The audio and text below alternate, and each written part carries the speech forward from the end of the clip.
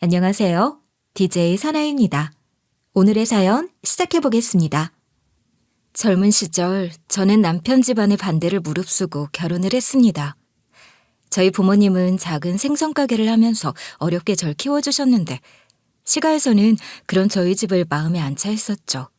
뭐 하나 별 볼 일 없는 집이랑 결혼해서 나중에 후회할 일만 있다. 생각 잘해봐야 돼.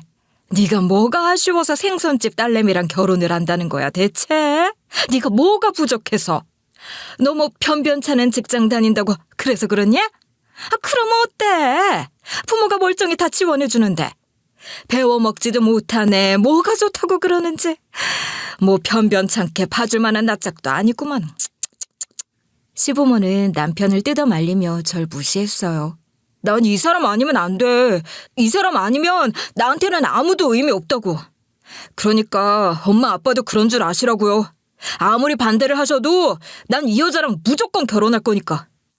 그래도 남편이 저 아니면 죽겠다고 드러누울 정도였고 저한테는 아무리 부모님이 반대하고 집안에서 마음에 안 들어 해도 자기가 지켜주겠다면서 간도 쓸개도 다 빼줄 것처럼 굴었어요. 결혼 전엔 정말 저를 끔찍이 아껴주던 남자였거든요. 결국엔 그런 남편의 태도에 시가에서도 두 손 두 발 다 들었고 저도 그 불보듯 뻔히 힘겨워 보이는 길을 남편 하나만 믿고 덜컥 걸어보기로 결심을 한 거예요. 남편이랑은 서로 좋아 죽고 못 사니까 그 마음이 영원할 줄 순진하게 믿고 결혼을 한 거였죠. 저도 참 어리고 어리석었던 거죠. 한낱 갈대 같은 남자의 마음을 믿다니. 사람 감정이란 것만큼 믿지 못할 게 또 어딨다고. 그렇게 쉽게 변해버리는 것을 말이에요. 신혼 때는 그렇게나 잘해주고 좋아 죽겠다고 못살게 굴던 남편은 결혼하고서 한 3, 4년쯤 지나면서부터는 슬슬 태도가 달라지기 시작했어요. 남편은 점점 무심해져 가기 시작했고 말도 툭툭거리면서 하기 시작하더라고요. 그러다가는 점점 저를 타박하는 시가 사람들의 합세에 본인도 저를 구박하기에 이르렀습니다. 시가에서 절 구박하는 주된 이유는 제가 임신을 하지 못하는 몸이라는 사실이었어요. 결혼한 지 3년 가까이 되도록 아이가 들어서질 않아서 남편이랑 같이 검사를 받아봤었거든요. 근데 병원에서 제 쪽에 문제가 있다는 얘기를 들었던 거예요. 요즘 사람들에게도 아이를 낳기 힘들다는 얘기를 들으면 충격적인 건 다를 게 없겠지만 저희 때는 훨씬 더 그랬죠. 처음 그 검사 결과 얘기를 들은 게 어느덧 20년도 훨씬 더 된 일이니까. 저는 진짜 제가 죄인이란 심판을 받은 기분이었어요. 결혼해 살면서 아이를 낳지 않는다는 건 상상도 해본 적이 없었고 제가 아이를 낳지 못하는 몸이라는 얘기를 들으니 정말 사람 구실도 못하는 인간이 된 것만 같았습니다. 그 뒤로 시가에서는 틈만 나면 절 구박해대기 시작했어요.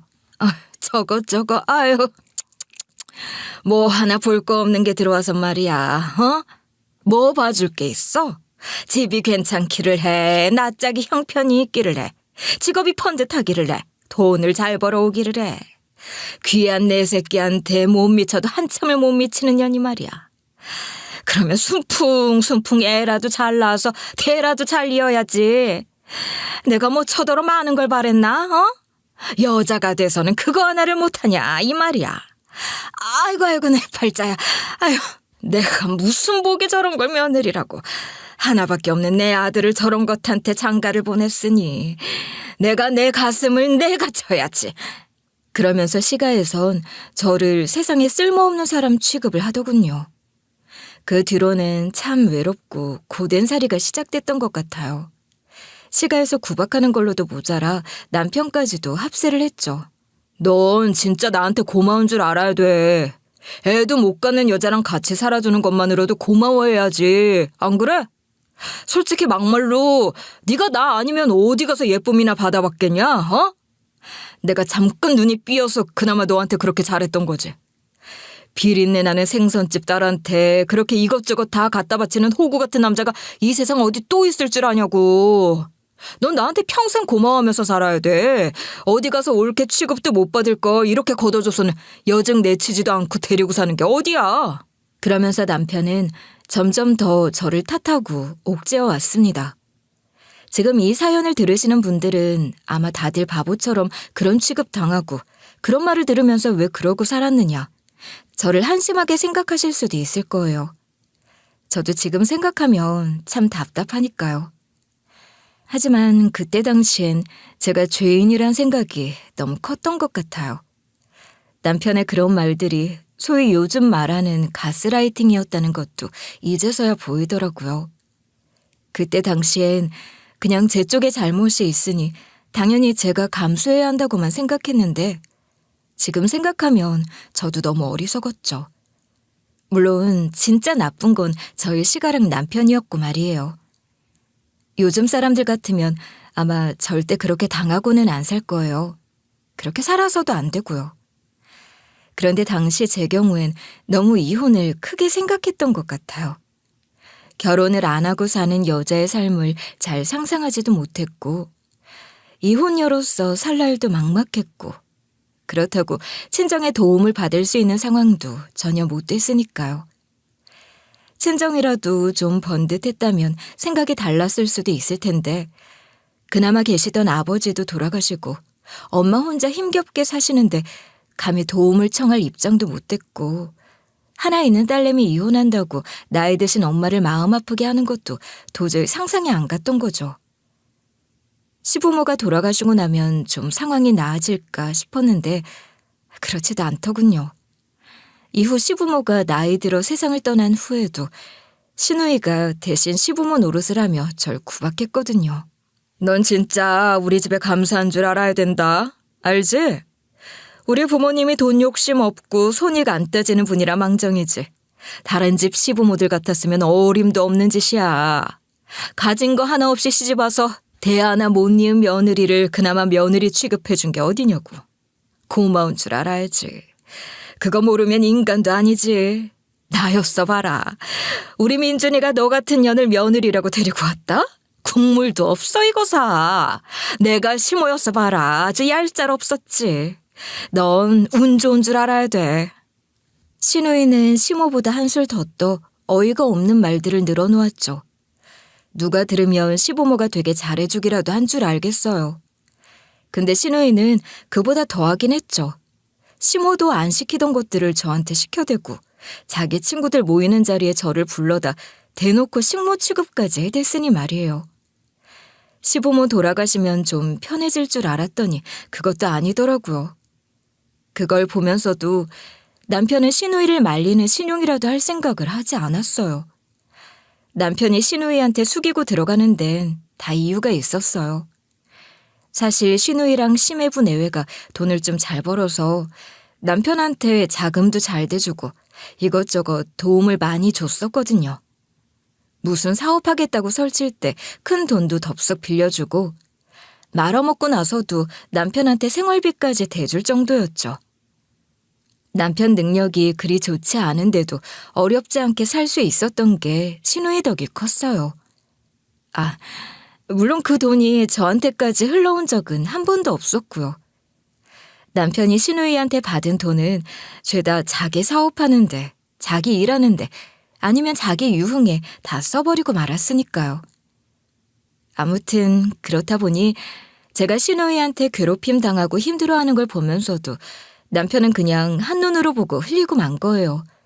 참 비겁하기 그지없는 남자죠. 그런데 어느 날 저는 그동안 제가 너무나 억울하게 참고 살았었다는 사실을 알게 되고 말았어요. 그동안 몇십 년의 결혼 생활 동안 제가 억울하고 화나면서도 결국 숙이고 살 수밖에 없었던 제일 큰 이유가 뭐였어요? 저한테 문제가 있어 아이를 낳을 수 없기 때문이었잖아요. 그런데 알고 보니 저뿐 아니라 남편 쪽에도 문제가 있었다는 걸 뒤늦게 알게 된 거예요. 이 기막힌 사실을 알게 된 건 제 남편 친구를 통해서였어요. 사실 당시에 검사를 받은 병원이 남편 친구 병원이었거든요. 기왕이면 아는 사람한테 가서 검사 받는 게 더 좋지 않겠냐는 말에 남편 친구 병원에 가 저도 남편도 같이 검사를 받았었죠. 그리고 결과로 제 쪽 문제라는 판정을 들었던 거고요. 그런데 그 친구가 저한테 와서는 그 당시 일을 폭로해버린 거예요. 그때 재수 씨가 우리 병원 와서 검사 받았던 거 있죠? 그거 제가 처음부터 끝까지 하나도 빠짐없이 다 기억하거든요. 근데 그거요. 사실 그 불임의 문제가 재수 씨한테만 있었던 게 아니라 그놈한테도 있었거든요. 아니지. 말은 똑바로 해야죠. 재수 씨보다 그놈이 더 큰 문제였다고요. 그놈 병명이 클라인펠터 증후군이라는 건데 그걸 그놈이 숨겨달라고 했다고요. 그러니까 재수 씨 잘못이 아니라고요. 그놈이 불임인 거지. 이걸 내가 그동안 그놈 위해서 그렇게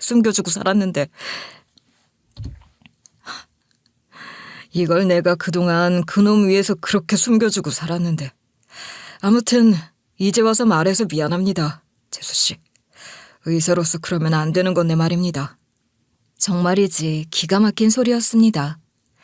그 친구 의사의 말에 따르면 이름도 어려운 클라인필터 증후군이라는 게 염색체가 잘못돼서 나타나는 병인데 불임 치료가 매우 어려운 병이라고 하더군요. 뚜렷하게 여성적인 체형을 갖거나 지능이 저하된 사람도 있지만 사람에 따라서는 그 병을 갖고 있어도 지능도 멀쩡하고 육안으로는 이상 증상을 제대로 확인하기 힘든 사람도 많아 성인 되고 나서도 모르다가 임신 문제로 고민할 때쯤 알게 되는 사람이 많다고요. 아마 제 남편이 후자의 경우였나 봐요. 검사 결과를 보고 남편은 친구에게 부탁해 저에게는 그 사실을 감쪽같이 숨겼고 시가 사람들도 그 사실을 다 알면서도 자기 아들 탓하기 싫으니 모두 나에게만 뒤집어 씌우면서 살아왔던 거였더라고요. 그러고 보니 뭔가 남편에게서 그동안 좀 남성 호르몬이 적은가 싶은 부분들이 있었는데 그제야 생각해보니 그게 다 그 병 때문이었구나 싶더라고요. 채모도 유독 적고 이런 부분들 말이죠. 더 일찍 말씀드리지 못해서 죄송합니다, 재수 씨. 하도 성태 그놈이 사정을 해서 어쩔 수가 없었어요. 자기가 그런 거 밝혀지면 죽겠다고 졌는데 친구로서 어떻게 그런 사실을 폭로를 하겠습니까? 저도 뭐 그놈이 뒤에서 그렇게까지 할 줄은 전혀 몰랐죠. 지도 양심이 있으면 재수 씨 탓은 안 하고 살 줄 알았는데 근데 말이야 난 자기 이런 엄청난 비밀까지 지켜줬는데 그놈은 내가 진짜 그놈 때문에 일이 이렇게 돼버린 걸 생각하면 아직도 열불이 뻗쳐요. 자기는 고작 그 정도 말도 못 지켜서 날 이 꼴로 만드나 그래? 내가 하도 열이 뻗치고 도저히 못 참겠어서 재수 씨한테 내가 아는 거 모조리 다 말할 작정으로 온 거예요. 알고 보니 그 의사인 남편 친구가 자기 병원 직원이랑 몰래 바람을 피우고 있었는데 그걸 제 남편이 알고 있었나 보더라고요. 그런데 남편이 술에 취해 입을 잘못 놀리는 바람에 의사 친구 아내가 그 사실을 알아버리게 되고 만 거죠. 그 덕에 그 친구는 이혼을 당하게 생긴 처지가 됐고요. 참, 이걸 끼리끼리라 해야 할지 뭐라 해야 할지. 지들끼리 들어온 비밀 숨겨주면서 뒤로는 이러고들 있는 아주 얄팍하게 그지없는 우정이었죠. 아무튼 그런 사실까지 알게 되고 나니 진짜 억장이 무너지더군요. 저는 더 이상 남편과 같은 공간에 있고 싶지도 않았어요. 홧김에 짐을 챙겨 나와 가출했고 얼마 전 이혼하고 혼자가 된 친구 집에 가 있었습니다. 친구 집에 있으면서 전 이혼을 진지하게 고민했어요. 배우자가 불임이라는 사실보다 100만 배, 1000만 배 더 힘든 건 배우자가 날 평생 속여왔다는 사실이잖아요. 그러면서 제가 구박받는 걸 다 지켜보고 심지어 거들기까지 했던 남편과 더 이상 부부로 함께하고 싶은 생각이 들지 않더군요. 남편이 계속 연락을 해대며 자기한테도 해명할 시간을 달라 보챘지만 전화도 받지 않았어요. 희연아, 나 그냥 이혼하려고. 더 이상은 그 사람이랑 살 이유가 없는 것 같아. 이혼하면 난 정말 죽는 줄 알았거든. 오갈 데 없는 처지에 믿을 사람 하나 없는 내가 이 나이 먹고 이혼까지 해서 어떻게 사나 싶었으니까. 근데 그게 아닌 것 같아. 혼자 외롭게 살더라도 차라리 사람답게 사는 게 낫지. 내가 대체 뭐라고 살았던 거니? 그래, 현진아. 이혼, 그거 별거 아니더라. 나 봐. 얼마나 떳떳하게 멀쩡하게 잘 살아가는지. 너도 충분히 할 수 있어. 그런 인간하고 하루라도 더 같이 살아봐야 뭐하니? 잘 생각한 거야. 결심 잘했어. 그렇게 제가 이혼을 마음먹은 무렵 갑자기 신우이한테서 연락이 왔더군요. 그러면서 뜻밖의 소식을 전해왔죠. 다름 아닌 제 남편이 사고로 저 세상으로 갔다는 얘기였습니다. 비록 원망과 미움이 컸고 헤어짐까지 결심한 남편이었지만 갑작스레 저 세상으로 떠났다는 얘기를 들으니 그래도 심장이 철렁하더라고요. 그러면서 혹시 나 때문에 힘들어하다 술이라도 취해 사고가 난 건 아닌가 죄책감도 들었어요. 제가 남편 전화를 모두 무시했고 연락도 일절 받지 않은 지가 꽤 됐었으니까요. 하지만 제 남편이 어떻게 세상을 떠나게 된 건지 그 자초지종을 알게 되자 오만정이 뚝 떨어지더군요. 실은 제가 그동안 남편이 바람을 피운다는 의심을 좀 해왔었거든요. 그런데 남편이 죽을 때 그 여자랑 같이 있었다는 걸 알게 됐던 거예요. 둘은 술이 잔뜩 취해서는 팔짱을 끼고 신호 위반으로 찾길을 건너다가 달려오던 차에 치여 골로 가버린 거였더라고요. 이 인간은 진짜 마지막 순간까지도 날 기만했구나 싶어 기가 막혔습니다. 그런데 더 환장할 일은 그 다음에 있었어요. 남편이 어쨌든 사고로 숨졌으니 보험금이 나올 거 아니겠어요? 그래서 보험금 수령 때문에 알아봤더니 글쎄 남편 보험금 수령인이 신우이로 돼 있는 거예요. 이게 어떻게 된 건가 싶었죠. 그동안 남편 보험금을 다달이 낸 건 저였거든요. 사실 남편 보험 같은 거 저는 들 생각도 돈 낼 생각도 없었어요. 근데 신우이가 하도 닥달을 해댔었거든요. 네가 아무리 무능해도 말이야. 나가서 단돈 100이라도 벌어와야지. 애도 못 낳는 게 집에서 전업주부로 뒹굴면서 살아서야 되겠어? 양심이 있으면 나가서 일을 해야지, 일을. 이래서 남편 보험금이라도 되고 다만 몇 푼 반찬값이라도 보태야 사람 노릇은 할 거 아니니. 너도 인간인데. 그러면서 남편 보험금 비싼 값을 저더러 감당하라고 신우이가 종용을 했었죠. 그래서 쇠 빠지게 일해서 남편 비싼 보험금 감당하고 했었는데 그게 다 일부러 저 일 시키려고 더 비싼 보험을 들었던 거였나 봐요. 심지어는 보험 수익자도 본인으로 해놓고 말이죠. 결국 전 그렇게 남편 보험금 한 푼 받지 못했고 억울하게 쫓겨나다시피 하고 말았어요. 무능했던 남편에게 그나마 있던 재산 중 돈 될 만한 것들은 죄다 신우이 명의로 되어 있더라고요. 애초에 남편은 신우이로부터 자금을 자주 지원받아 펑펑 쓰면서 생활해 왔으니 그럴만도 했죠. 결국 그렇다 보니 제가 받을 수 있는 것은 얼마 있지도 않았고요. 그렇게 거의 빈손이나 다름없는 처지로 나오게 된 저는 다시 가출 당시 신세를 졌던 친구 집에서 지내는 처지가 됐어요. 정말 미안하다 희연아. 당분간만 신세 좀 질게. 내가 월세는 부담할게. 당분간만 부탁 좀 하자. 예, 됐어. 친구 좋다는 게 뭐니? 너도 나 힘들 때 내 하소연 다 들어주고 나 도와줬잖아. 우리 둘 다 친구라고 많지도 않은데 서로서로 돕고 살아야지.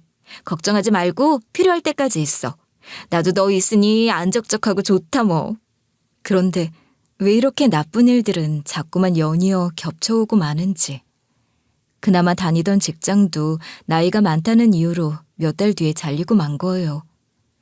저는 그동안 대형마트에서 오랫동안 일을 해왔었는데 최근에 여기저기 대형마트들이 하나둘씩 문을 닫고 인원을 축소하는 움직임을 보이는 탓에 우리 마트 직원들도 좀 떨고 있었거든요.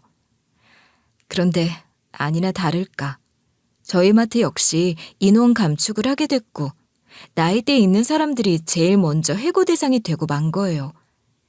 저는 정규직도 아닌 계약직으로 1년에 한 번씩 계약서를 새로 써왔다 보니 마땅한 퇴직금도 얼마 받지 못했죠.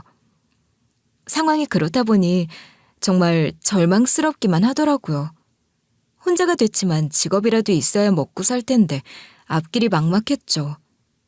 그런 제게 친구가 갑자기 서프라이즈가 있다며 집 밖으로 절 불러내더라고요. 그렇게 나가봤더니 웬 솜사탕 기계 하나를 내미는 겁니다. 이게 서프라이즈라니 좀 우습긴 한데 너 이거 우습게 볼 거 아니다? 이게 은근히 쏠쏠하게 돈이 된단 말이야. 너도 알지? 내가 전업주부로만 평생 살다가 남편이랑 이혼하고서 얼마나 앞길이 막막하던지. 그래서 내가 안 해본 게 없잖니. 붕어빵 장사에 군고구마 장사에 이 솜사탕 장사까지. 근데 이것들이 보기엔 좀 허름해 보여도 무시할 거 못 된다 너. 그리고 요즘이 딱 운동의 기간 아니니. 이럴 때가 바로 대목인 거지 대목. 이 근처 학교들 운동회 일정표 내가 입수해왔거든. 요때 맞춰서 돌아다니기만 해도 크게 한몫 챙기기 좋다니까. 코 묻은 돈 한 푼, 두 푼이 또 모으면 은근히 큰 돈이 되거든.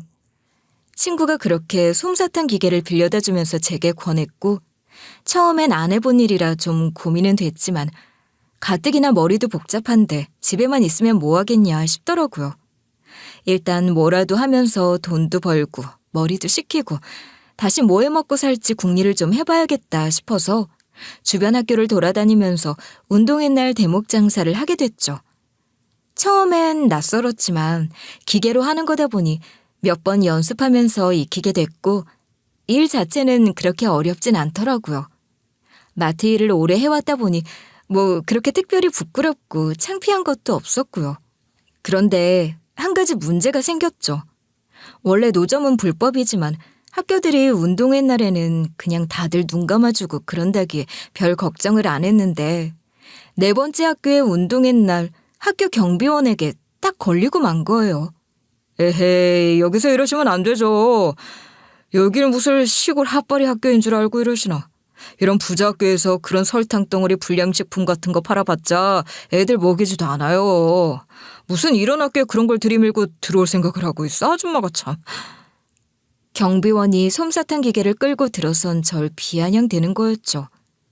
그냥 좋게 말해도 될 것을 조롱까지 해대며 하니 저도 열이 받아 살짝 말다툼이 일었지만 결국 제가 불법으로 장사를 하고 있었던 건 사실이었기 때문에 조용히 정리를 할 수밖에 없었어요.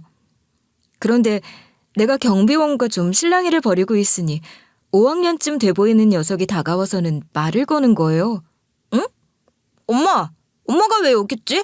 꼬마가 옆에서 자꾸 엥거리며 자기 엄마 타령을 해대는 거예요. 가뜩이나 바쁘게 정리하고 나가느라 정신이 없을 때라 그 아이를 상대할 정신이 없었죠. 꼬맹아, 나 네 엄마 아니야. 저기 가서 놀아라. 응? 아니라고요? 근데 우리 엄마랑 왜 이렇게 똑같이 생겼지? 진짜 똑같은데? 이렇게 똑같을 수가 없는데? 응? 옷이랑 머리랑은 다른데 너무 똑같이 생겼는데. 그러면서 꼬마는 저를 자꾸만 요리조리 살펴대기 시작했죠. 그러더니 갑자기 혼자 퍼뜩 뭔가 생각난 듯이 하고 놀라더니 후다닥 뛰어가기 시작하는 거예요. 우리 엄마 데려올 테니까 여기 잠시만 있으세요. 절대 가면 안 돼요. 여기 있어야 돼요. 꼬마는 난리를 치면서 후다닥 뛰어갔고 뭔 일인가 싶으면서도 꼬맹이 한 명의 말에 지체할 시간은 또 없었어요. 옆에서는 경비원이 빨리 안 나가면 신고하겠다고 으름장을 놓는 와중이었거든요. 그렇게 제가 정리를 마치고 학교를 빠져나가려고 하는 직전 갑자기 아까 그 꼬맹이가 엄마 저기야 저기 하면서 자기 엄마를 데리고 나타나는데 그 여자는 경호원처럼 보이는 정장 차림의 장정들 몇 명에게 둘러싸여 있더라고요. 그런데 상대가 다가올수록 점차 저는 그 자리에 얼어붙을 수밖에 없었어요. 그리고 제 맞은편의 그 사람도 놀라 입을 벌릴 수밖에 없었죠. 왜냐면 거기엔 마치 거울을 보는 듯 저랑 너무나 똑같이 생긴 사람이 서 있었거든요. 아니, 내가 지금 꿈을 꾸는 건가? 이게 혹시 환상 속인가? 갑자기 정신이 아득해져 왔어요. 갑자기 내 눈앞에 내 도플갱어 같은 사람이 나타났으니 어떻게 제정신일 수가 있겠어요. 그런데 그 순간 여자가 울먹거리면서 저를 와락 껴안는 거예요. 내 동생, 드디어 찾았다 내 동생. 그동안 내가 얼마나 널 찾아 헤맸는지 아니? 뜻밖의 상황에 그렇게 생전 처음 보는 사람 품에 안겨서는 아니 이게 무슨 상황인가 이해가 되지 않았어요. 여자는 들려줄 이야기가 있다며 어리둥절한 채 서 있는 저를 한적한 곳으로 데리고 갔고 거기서 이야기를 시작했어요. 너한테 언니가 있는 줄도 모르고 살았겠지만 사실 우리는 쌍둥이 자매야. 생각해봐. 그렇지 않고서야 어떻게 우리가 이렇게까지 닮을 수가 있겠어. 안 그래? 갑자기 어디선가 나타난 낯선 사람이 다짜고짜 우리가 가족이고 내 언니라고 주장하는 걸 단번에 믿기야 쉽지 않은 일이지만 이 경우는 좀 달랐죠.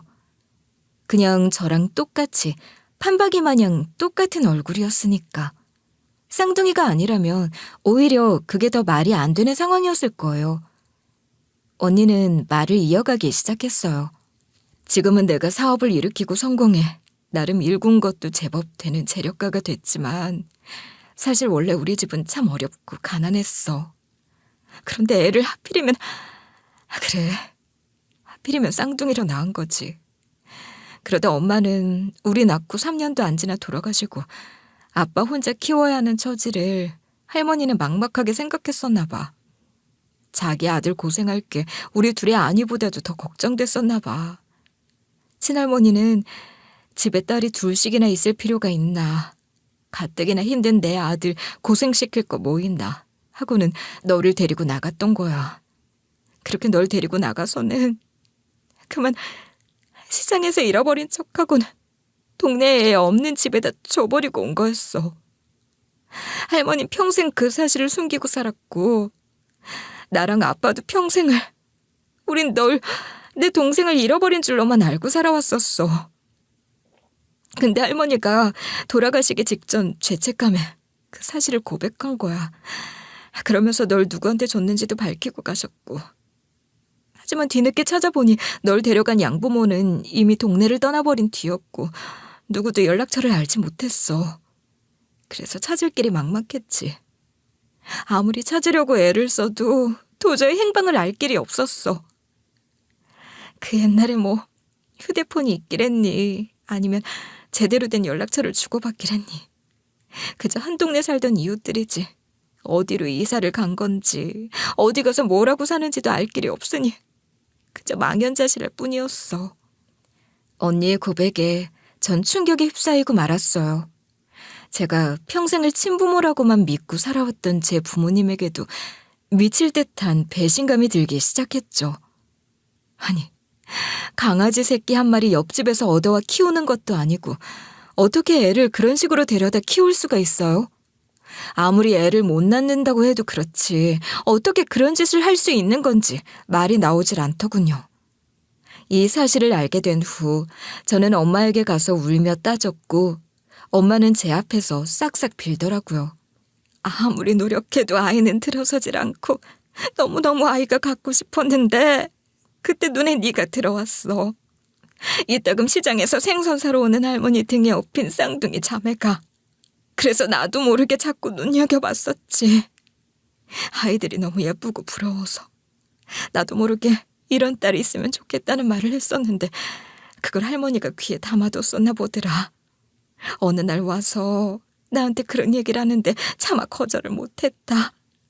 그 집에서는 필요가 없어. 떼어내버리고 싶다는데 나한텐 네가 얼마나 귀하고 예뻐 보이던지. 저 집에서 천덕꾸러기 취급받으며 자랄 바에야 내가 잘 키우는 게 낫지 않겠나. 그땐 그런 생각을 했다. 그래서 약속을 하고 데려온 거야. 내 배 아파 낳은 자식보다 더 소중하게 키우겠다는 다짐을 하고서. 너한테 말하지 못해 미안하다. 아무리 탐이 나도 사람을 그렇게 데려오는 게 아닌데 너한테 정말 죽을 죄를 지었다, 현진아.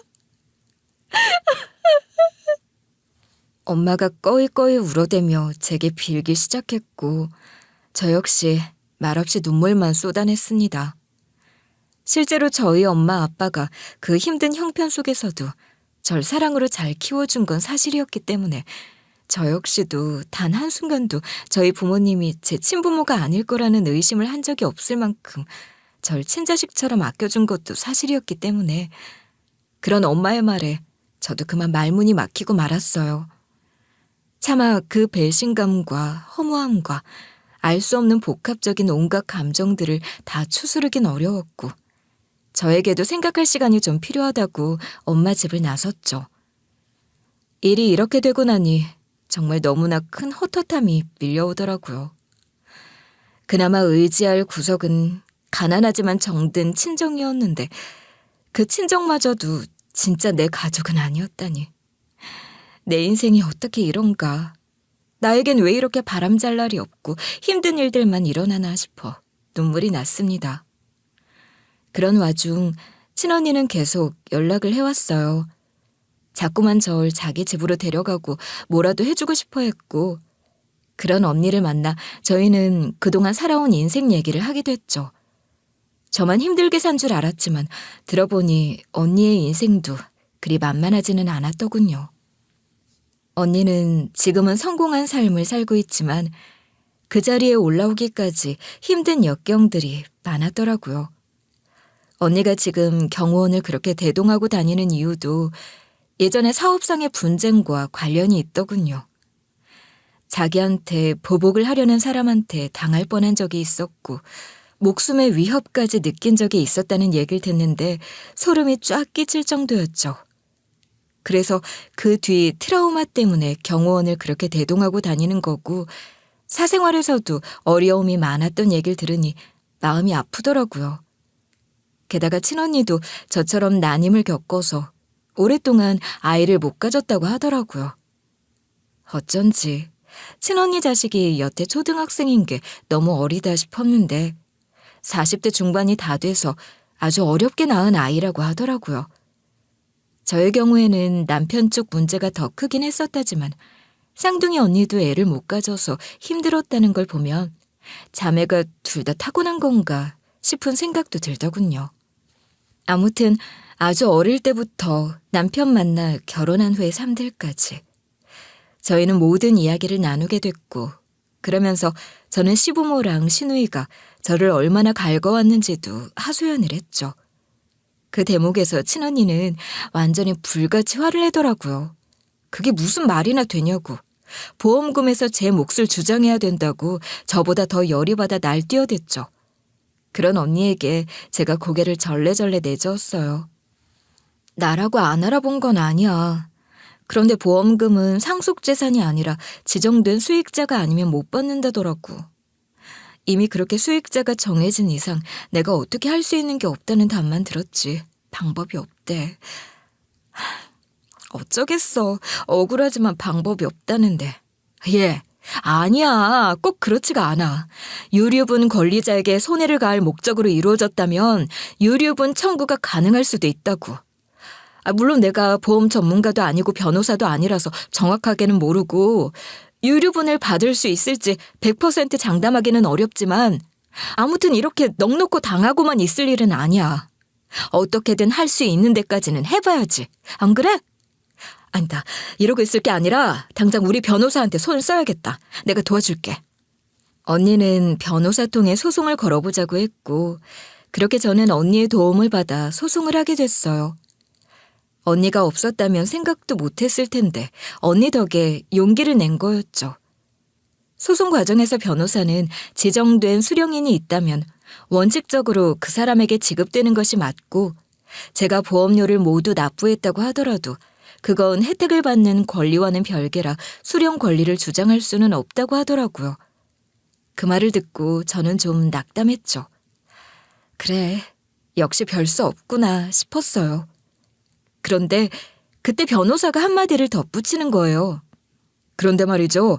수령인이 남편분의 의도와 다르게 지정이 됐거나 혹은 남편분이 수령인을 지정하는 과정에 어떤 압력이 있었다면 그 부분에 대해서는 법적 문제를 제기해 볼 수 있거든요. 혹시 이 부분에 대해서 우리가 뭔가 해볼 만한 특이점이 있을까요? 변호사의 말을 듣는데 퍼뜩 스쳐가는 생각이 있었어요. 사실 남편이 그동안 시누이한테서 금전적 도움을 많이 받았다고 했었잖아요. 그 과정에서 시누이나 시매부로부터 이런저런 타박도 받고 꾸지람도 듣고 또 그 사람들 일 뒤처리도 해주고 그랬던 걸 저도 알고 있었거든요. 그것 때문에 남편도 겉으로는 굽신굽신하면서 뒤에선 욕하기도 하고 했었단 말이죠. 그러다 문득 어떤 기억 하나가 스쳐갔어요. 어느 날 남편이 술에 취해서는 그래, 다 가져가라, 다 가져가. 꼴랑 하나 있는 이 낡은 집이고 내 죽고 나면 나올 보험금이고 다 누나 차지지. 내가 아주 노예지 노예. 아주 지들이 나한테 다 베푸는 척은 하면서 결국은 내 거 다 가져가는 거 아니야. 누가 보면 내가 팔자 좋게 받기만 하는 줄 알지. 하면서 술에 취해 주정을 해대던 게 생각이 나더라고요. 생각해보면 남편 앞으로 사업 자금도 대주고 이것저것 도와주는 대가로 시누이 심해부가 이런저런 것들을 조건으로 내걸었던 게 떠올랐고 변호사와 상의해 저는 이 부분에 대한 증거를 최대한 수집하기 시작했어요. 제가 남편 죽고 제대로 된 재산은 못 챙겼지만 쓰잘데기 없는 남편의 유품들은 다 제 몫이었거든요. 그중에는 일기장이나 각종 메모 같은 것들도 있었고 말이죠. 어떻게 처리해야 될지 막막하기도 하고 엄두가 안 나기도 해서 그것들을 그냥 그대로 갖고만 있었는데 하나도 태우거나 버리지 않은 게 신의 한 수였더라고요. 남편이 남긴 메모와 일기 등에는 시누이와 심해부에 대한 기록들이 많이 남아 있었어요. 저희는 그 증거들을 이용해 시누이가 반강제로 협박을 해 보험 수령인을 자기 앞으로 돌려놓았다는 걸 포착했고 승소의 가닥을 잡을 수 있게 됐죠. 소송 과정에서 자기네 쪽에 불리한 상황이 된 걸 알고 나자 시누이가 절 찾아왔더라고요. 2차 심리 이후에 날 쫓아와서는 말 좀 하자면서 나한테 지랄을 해대기 시작했죠. 배운 것도 없고 힘도 없는 게 갑자기 어디서 무슨 용기가 나서 소송을 다 걸고 그래? 좋은 변호사까지 써가면서 말이야. 예, 너 좋은 말로 할 때 포기해. 그게 신상에도 좋아.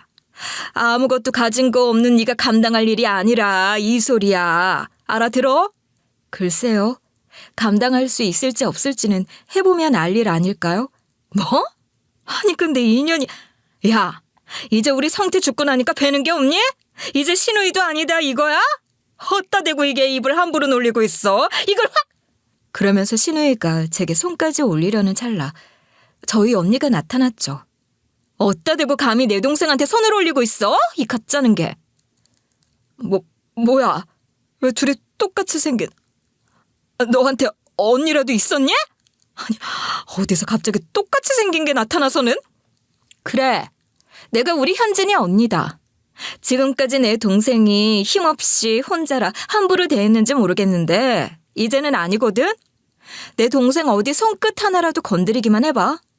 내가 네 앞날을 어떤 식으로 어떻게 조져줄지 한번 기대해봐.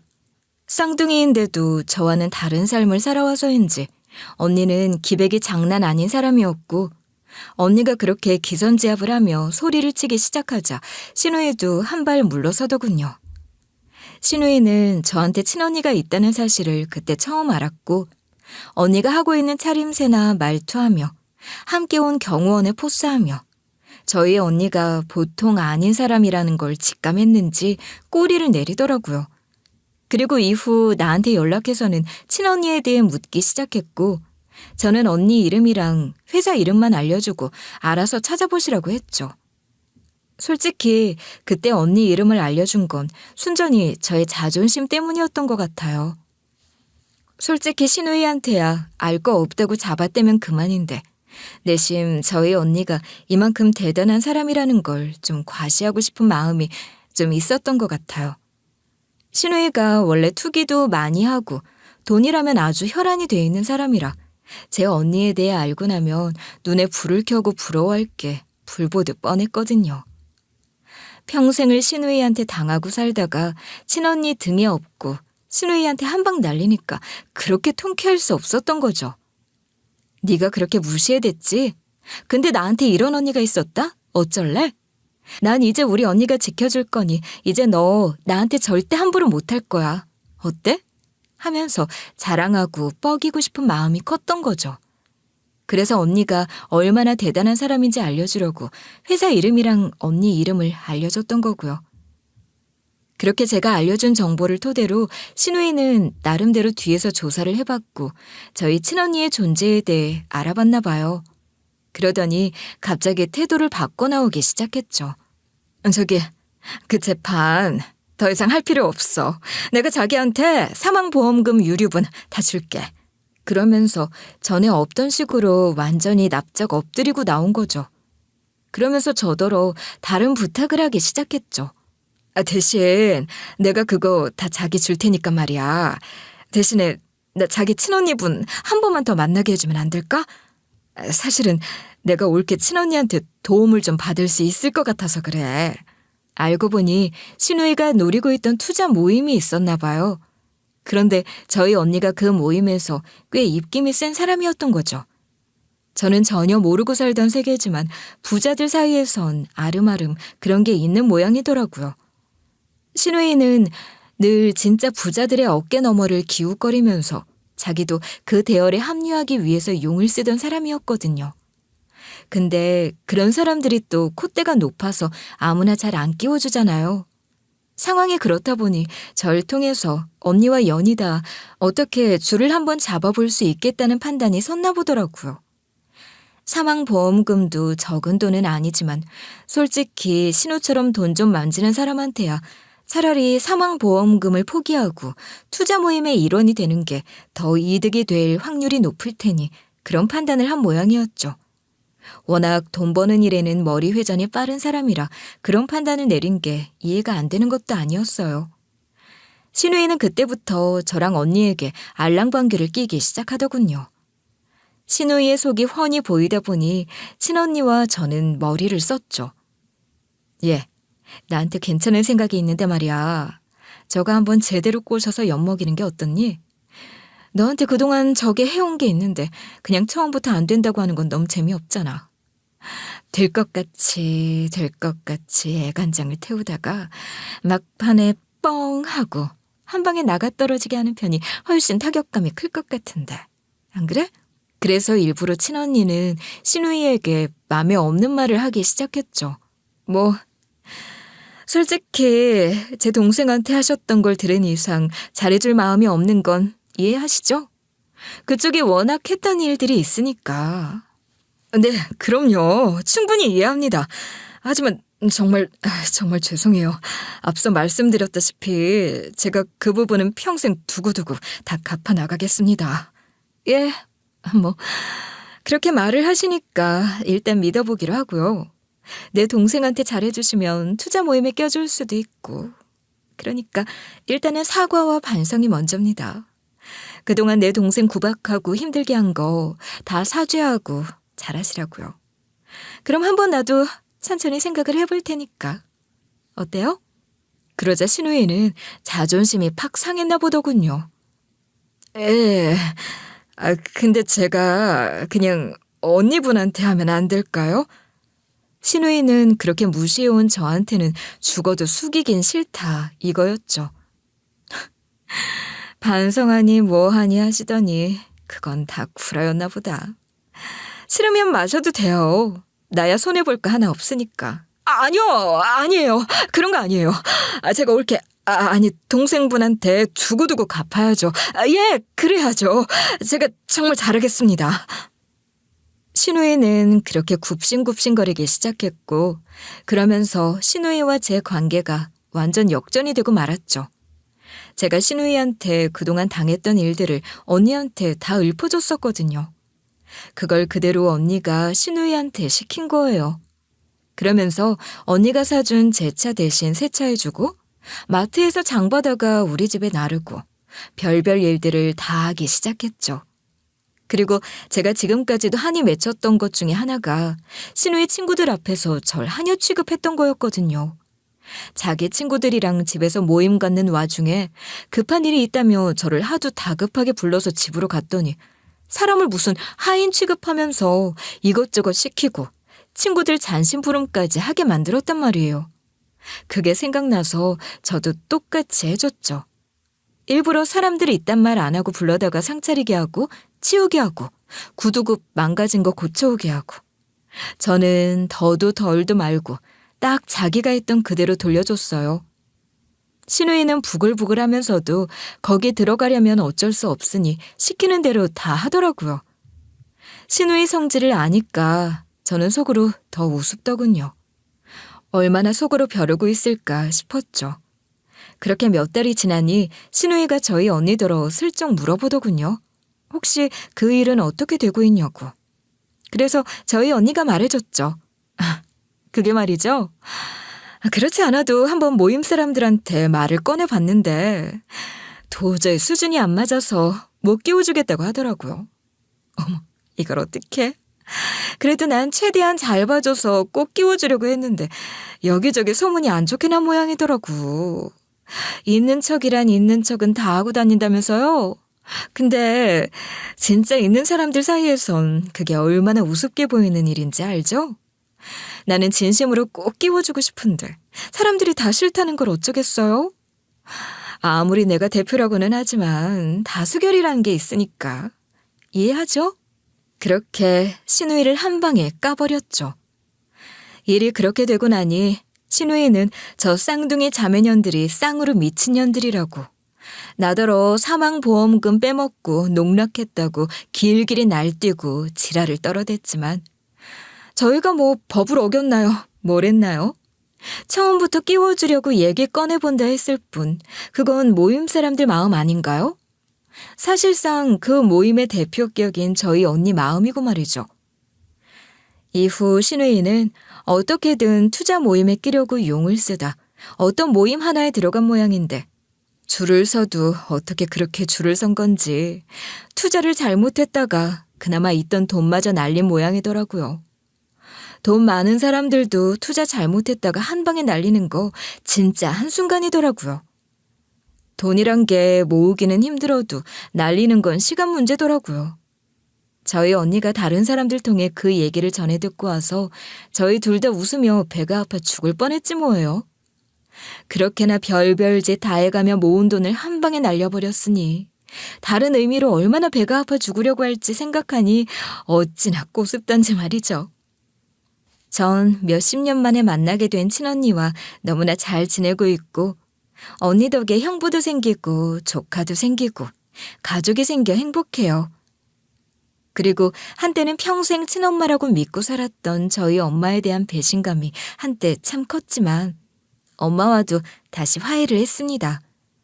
엄마가 깊이 뉘우치고 사죄하기도 했고 엄마는 가난한 형편에서도 날 잘 키워주신 분이니까요. 저희 언니도 그런 엄마를 제2의 엄마처럼 모셔주니 고마운 마음입니다. 이후 친언니는 마트에서 열심히 일하며 살았던 제 경력 정도면 가게 하나 정도는 거뜬히 할 수 있을 거라며 작은 가게 하나를 제 이름으로 여는 걸 도와줬고 저는 지금 엄마랑 둘이 같이 가게 하면서 열심히 살아가고 있습니다.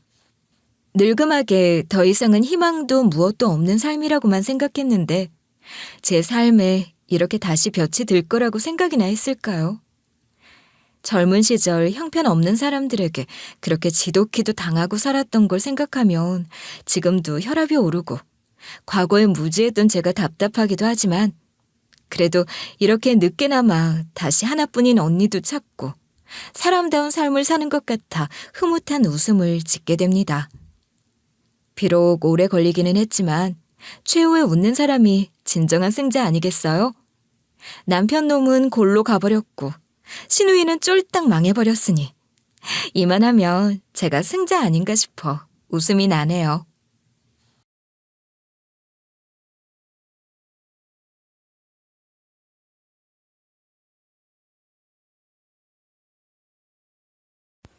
안녕하세요. DJ 라니입니다. 오늘의 사연 시작해 보겠습니다.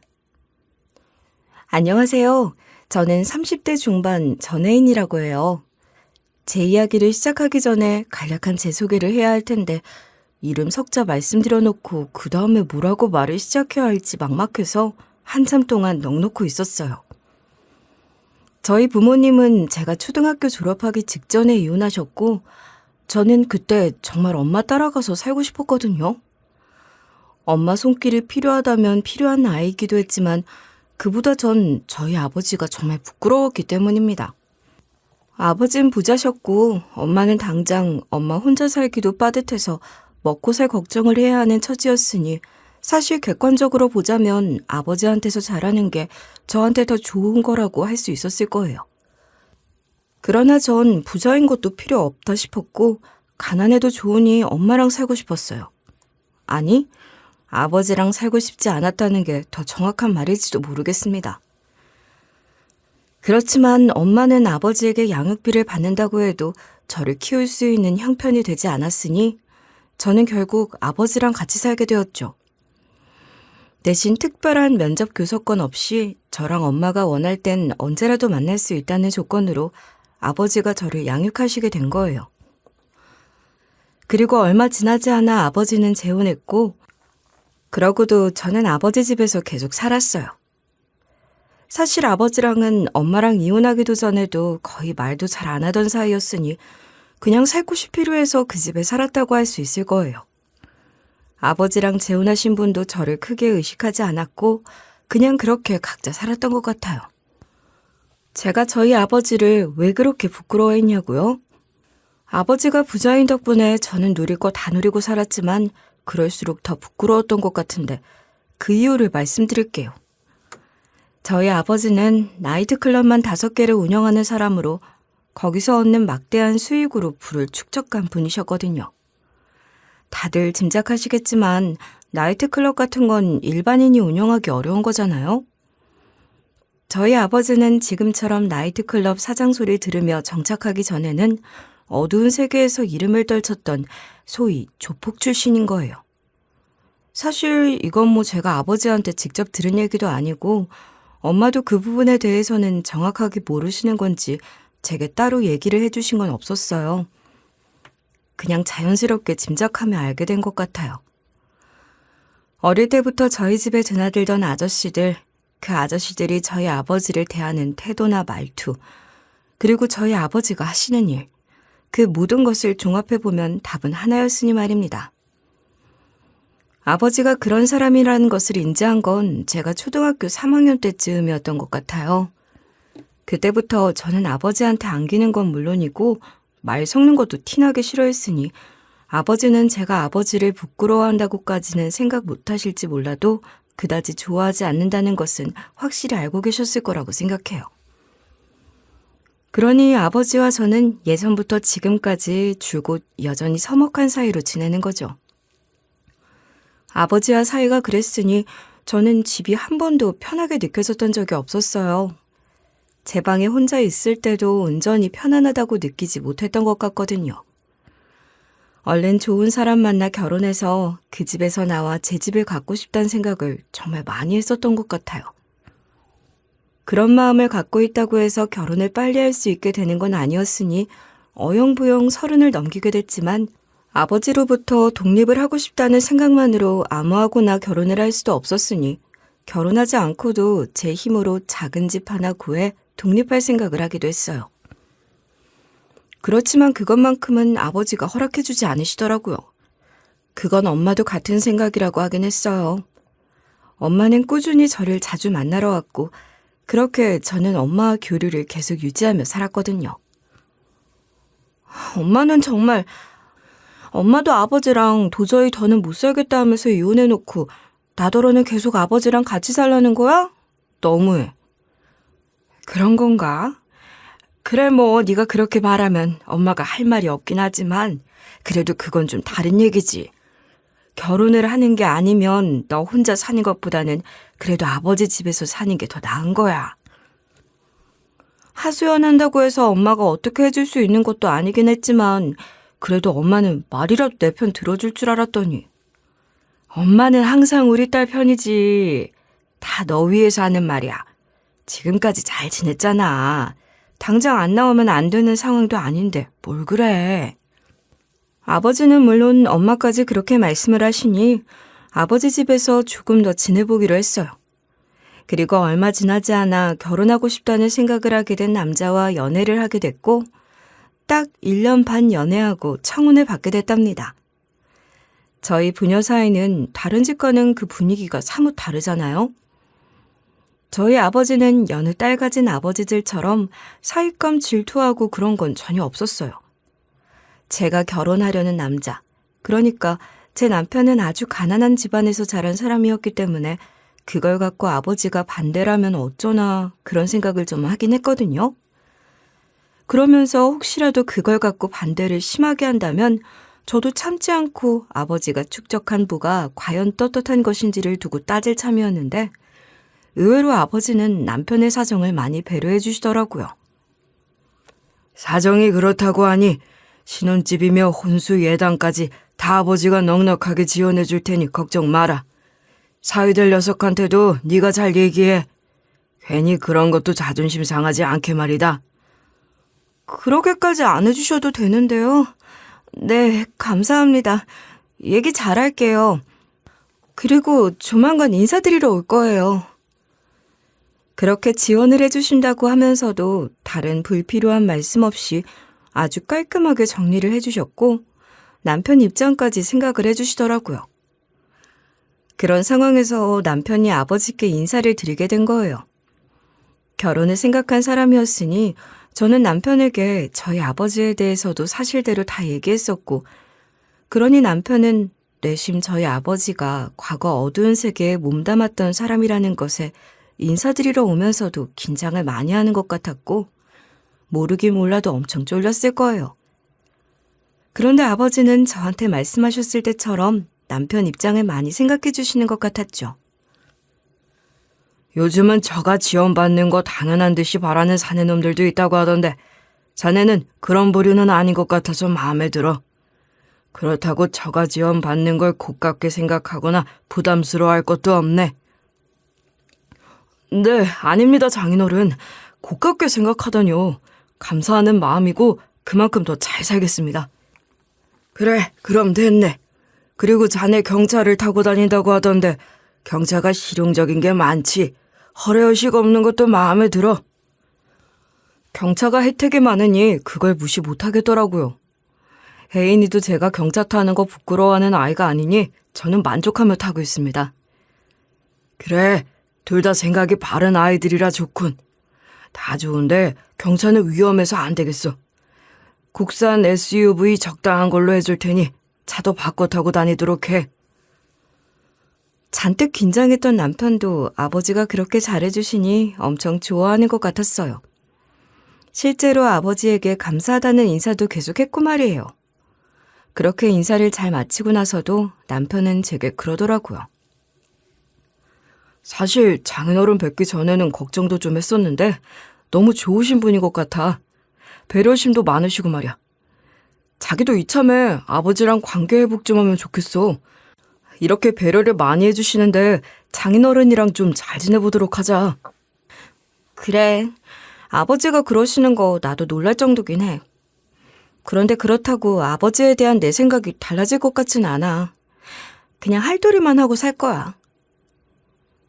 자기가 생각하는 거랑 장인어른이 실제로는 많이 다른 분일 수도 있잖아. 조금 더 노력을 해보면 좋을 텐데 말이야. 그게 억지로 되는 것도 아니고 워낙 오랜 시간 굳어진 관계라 쉽진 않을 거야. 그래도 뭐 자기가 우리 아버지 좋게 생각해주니까 다행이다. 아버지가 결혼을 앞두고 저나 남편에게 참 잘해주시긴 했지만 전 여전히 아버지가 하는 일이 부끄러웠고 아버지와도 어색한 사이를 회복하지 못했어요. 워낙 오랜 기간 동안 형성된 감정이었으니 쉽게 달라지진 않더라고요. 저는 결혼하면서 아버지 집을 나온 후로는 명절이랑 아버지 생신 정도 챙기는 수준이었으니 1년에 서너 번 정도 아버지를 뵀을 뿐이에요. 그리고 어디 가서도 누구에게도 제 친정 이야기나 아버지에 대한 이야기는 절대로 안 했죠. 친구들에게도 아버지는 그냥 회사원이라고만 했거든요. 제가 좋은 집 산다는 걸 아는 친구들은 저희 아버지를 대기업 임원쯤으로 생각하는 것 같기도 하더라고요. 어렸을 때 제가 세상에서 제일 부러운 애들이 아버지가 평범한 회사원인 애들이었던 것 같기도 해요. 그렇게 아버지와 제 관계는 저의 결혼을 계기로 조금 나아지는 것 같았으나 크게 달라진 것 없는 채 서로 꼭 필요한 왕래만 했던 것 같아요. 남편과의 결혼 생활은 생각했던 것보다 좋았습니다. 물론 아버지 집에서 살지 않아도 된다는 것 덕분에 저는 더 편안한 행복감을 느꼈던 것 같기도 하지만 남편도 참 좋은 사람이었거든요. 연애할 때보다 결혼해서 한 집에 살게 되니 저를 더 많이 배려해주는 것 같아서 그런 남편의 섬세함을 느끼니 저도 더 잘하게 됐던 것 같아요. 그렇게 남편과 함께하는 것들은 다 좋았어요. 저는 친구도 그리 많지 않고 몇 되지 않는 친구들과도 교류가 그다지 자주 있지도 않은데 남편은 동창회 같은 것도 꼬박꼬박 나가고 옛날 친구들과도 잘 지냈거든요. 그런 모습도 참 좋아 보였죠. 남편 동창회 모임 멤버들도 하나둘 결혼을 하기 시작하니 와이프나 여자친구를 대동하고 만나는 모임도 많았고 저 역시 남편을 따라 그런 모임에 다니게 됐어요. 자기야, 우리 대학 동기 모임 말이야. 이번에도 부부 동반으로 모이자는데? 이번에도? 이제 유부남 숫자가 더 많은 건가? 누가 또 결혼이라도 하는 거래? 부쩍 부부 동반으로 자주 모이자고 하는 것 같네. 그렇기도 하고 부부 동반으로 모이면 늦게까지 놀아도 되니까 애들이 거기 맞들인 것 같아. 여자친구나 와이프 없는 친구들도 별로 거부감 없어 하니까 문제될 것도 없지 뭐. 이러다 내 친구들보다 자기 동창 모임 와이프들이랑 더 친해지겠어. 실제로 더 자주 보는 거란 말이야. 남편한테 약간 투정 부리듯이 말하긴 했지만 그런 식의 인간관계도 나쁘지 않다고 생각했는데 그러던 중 남편 대학 동기 모임에서 사건이 하나 있었던 겁니다. 남편 대학 동기 중에 철환 씨라고 있는데 그전에도 모임에서 몇 번 봤었지만 그다지 인상이 좋은 사람은 아니었어요. 자기들끼리 모임도 아니고 부부 동반 모임에서까지 늘 취할 정도로 술을 마시는 것도 보기 안 좋았고 말이에요. 철환 씨는 싱글이라 여자친구도 없었으니 더 그랬는지 모르겠지만 한편으론 철원이 여자친구가 없지 싶기도 한 제 눈엔 그런 사람이었던 것 같아요. 그런데 그 사람이 술에 취해서 계속 저한테 이상하게 구는 거예요. 정말 처음 봤을 때도 그랬지만 혜인 씨는 보면 볼수록 딱 내 이상형이란 말이죠. 네? 네. 칭찬이죠? 고맙습니다. 그럼요, 칭찬이죠. 그럼요.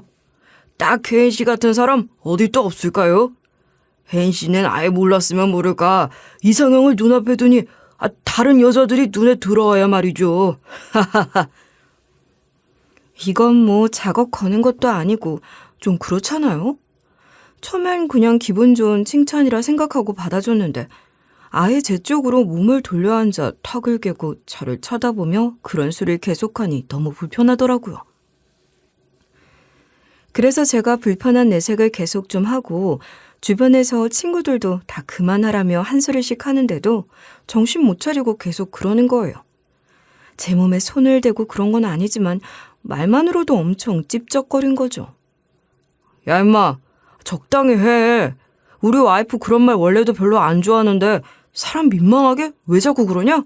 그만하라고. 뭐 임마? 내가 뭘 어쨌다 그래. 혜인 씨가 네 와이프면 와이프지. 지금 나한테 뭐라는 거야? 네 와이프가 내 이상형이라고 말도 못하냐? 혜인 씨가 어디 한번 말씀해 보세요. 그러면서 제 쪽으로 다가오며 제 손이라도 잡아 끌 것처럼 하니 남편이 참지 못하고 뭐 하는 짓이냐며 철환 씨를 한 대 쳤고 술 취해 이성적 판단 안 되는 철환 씨도 자기 잘못 모르고 덤비려고 하니 친구들이 다 나서서 말리고 말도 마세요.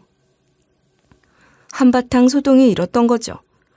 남편이 철환 씨와 개인적으로 따로 연락을 할 정도로 친한 건 아니었지만 둘 다 모임에 열심히 나오는 사람이었으니 그 일이 있은 뒤에도 어쩔 수 없이 모임에서 마주치는 사이로 지내고 있었던 겁니다. 그렇게 개망신을 당하고도 철환 씨란 그 인간은 아무렇지도 않게 모임에 잘만 나온다는 거잖아. 여러모로 어이없는 사람이다 싶어. 걔가 원래도 그런 면이 좀 있는 애지. 그나저나 걔 결혼한다던데? 그것도 아주 집안 좋고 괜찮은 여자랑 한다고 자랑을 하더라고. 그래? 뭐 어떤 식으로 뻐기면서 그랬을지 안 봐도 알겠다. 얼마나 으스댔겠어. 아주 가관이었겠네. 그렇지 뭐. 철환이 자식 성격 다들 아니까 그냥 그러려니 들어주긴 했는데 앞으로 얼마나 더 나대려나 싶긴 하더라. 아직 결혼식까지도 한참 남았는데 말이야. 그래 그렇겠다 정말. 어떤 여잔지 몰라도 잘못 걸린 거 아니냐고. 다 끼리끼리 만나는 거 아니겠어?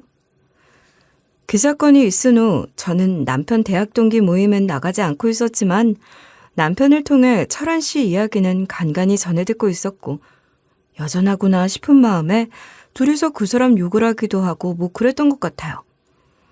소소한 일상이라고 할 수 있을 거예요. 그런데 그런 일상에 조금의 변화가 있었는데요. 남편이 성실하게 잘 다니고 있던 회사를 그만두고 나왔거든요. 남편은 직장 선배랑 둘이 의기투합해서 스타트업을 차린다고 사표 쓰고 나와서 거기 매달렸어요. 그러니 월급 받는 회사 다닐 때랑은 모든 게 많이 달라지긴 하더라고요. 집에서도 일을 가져와서 매달리기도 하고 저한테 회사 얘기 잘 안 하던 사람인데 이런저런 조언도 구하면서 열정을 보였죠. 남편이 하려던 건 동네별 정보를 공유할 수 있는 애플리케이션을 개발하는 거였는데 각박한 세상이지만 그럴수록 더욱 이웃과의 교류에 목말라 하는 현대인들이 많다고 생각하고 안전하고 효율적인 커뮤니티를 만들겠다는 거였어요. 처음엔 약간 반향이 있는 것 같았고 남편도 정말 열심히 뛰어다녔는데 결국엔 그 앱만의 차별화된 강점을 발휘하지 못하고 흐지부지 되어버린 거죠. 그렇게 야심차게 시작했던 스타트업은 정리수순을 밟게 됐습니다. 애초에 초기 투자 비용이 그리 많이 들어간 것은 아니지만 멀쩡하게 잘 다니던 회사 그만두고 나와서 잠자는 시간까지 줄여가며 열심히 매달렸던 것이니 저도 속상하던데 남편은 오죽했겠냐고요. 어쩐지 기가 팍 죽은 듯 보여서 마음이 많이 쓰였죠. 그런 남편 위로 차원에서 오랜만에 부부 동반 동기 모임에 동행하기로 했던 겁니다. 철한 씨 사건 이후로 저 때문에 부부 동반은 남편도 안 나가고 있었는데 마침 또 부부 동반으로 모임을 한다고 하더라고요. 눈치가 남편은 친구들 만나서 스트레스도 좀 풀고 싶어 하는 것 같길래 모처럼 같이 가겠다고 한 거죠. 그땐 철한 씨도 결혼을 한 후였으니 철한 씨도 와이프 데리고 나왔는데 늘 그렇듯이 온갖 폼 다 잡고 있더라고요. 참 여전하다 싶었는데 아니 글쎄 저희 남편 스타트업 접은 이야기를 듣더니 그러는 거예요. 그러게 사업 아무나 하냐? 처음부터 너랑 사업은 어울리지가 않는 거지. 뭐 큰 경험했다고 생각해야지 어쩌겠어. 잊어버리려고. 말은 참 쉽게 하네. 너 그럼 이제 어떡하냐? 경력도 애매해서 재취업도 어려운 거 아니야? 야, 내가 우리 장인한테 말해서 장인 회사에 일자리 하나 만들어줄까?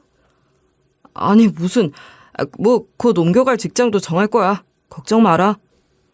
야, 친구 사이에 부끄러울 게 뭐가 있냐? 내가 도와줄게.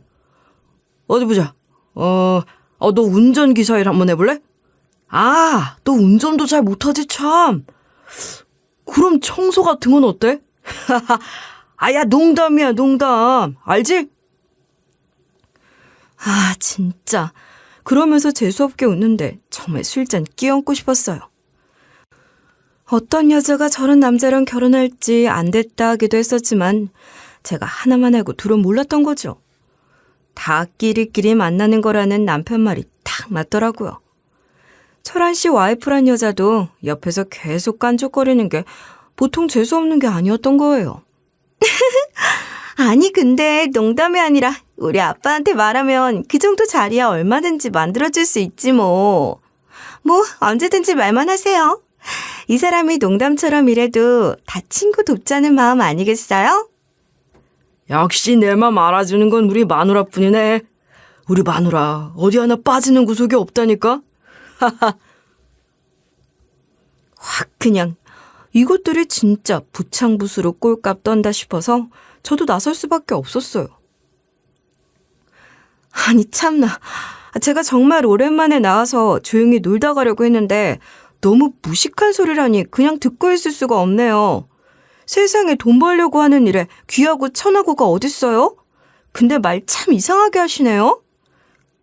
오빠, 저 언니 왜 저래? 좀 무섭다. 원래 저래? 아이, 아니야. 무섭긴. 그럴 거 없어. 아이고, 재수씨. 오랜만에 나오셨는데 심기를 불편하게 해드렸나요, 제가? 운전기사나 청소부로 시작해서 지금은 어마어마한 회사 차린 사람들도 많은데 그런 사람들 앞에선 입도 뻥끗 못할 거면서 누가 들으면 철한 씨 장인어른이 재벌쯤이나 되는 줄 알겠어요. 진짜 재벌인가? 아니, 뭐 재벌이라고야까지야. 그리고 그거 알아요? 진짜 부자들은 다 겸손하대요.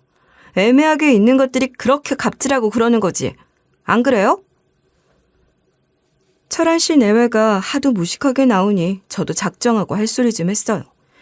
그리고 제가 알기로 동창 회장 아버지가 청소용역 회사 대표로 있고 동창 회장도 아버지 회사에서 일을 하고 있다고 했었거든요.